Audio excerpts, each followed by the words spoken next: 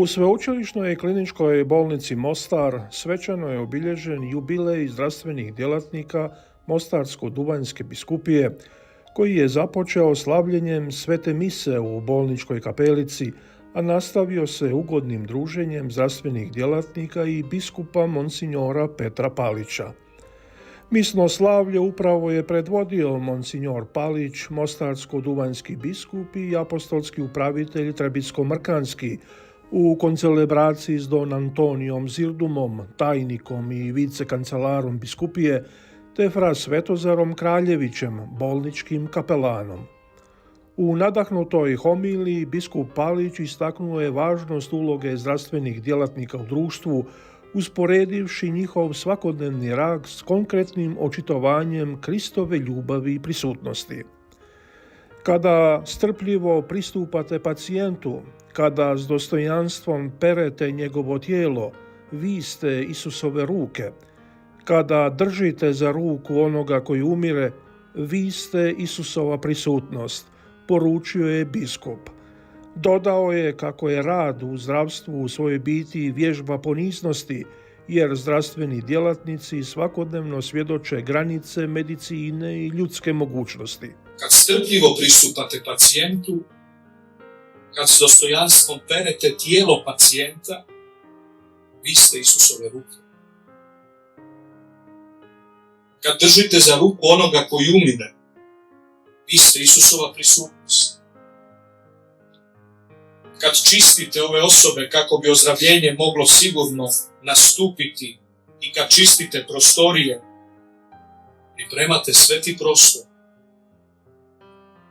Kad pripremate obroke za bolest, hranite ne samo tijelo nečije, nego hranite i njegovu nadu. Sveti Ivan Pavao II, čiji smo blagdan proslavili prije nekoliko dana, napisao je da su zdravstveni djelatnici služitelji života. I to ne radite sami. Krist djeluje kroz vas, kao što je djelovao kroz vjeru satnika da izliječi njegovoga sluga. Vama, zdravstvenim djelatnicima, želim kao biskup reći hvala.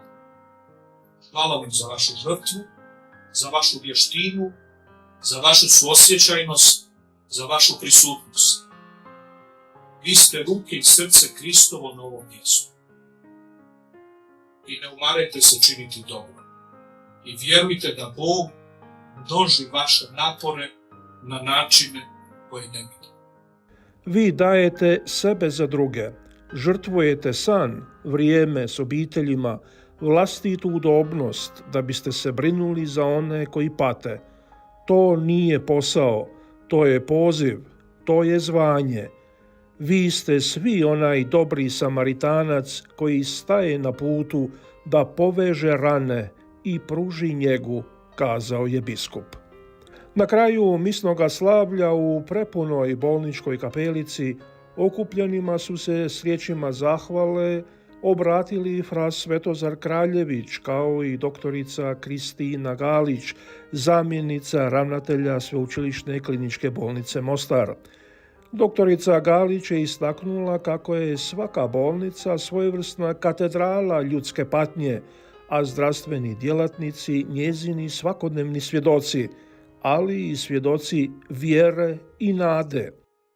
Naglasila je i važnost duhovne dimenzije u obavljanju zdravstvenog poziva, jer uz tjelesnu snagu za istinsko služenje drugima potrebna je i ona duhovna.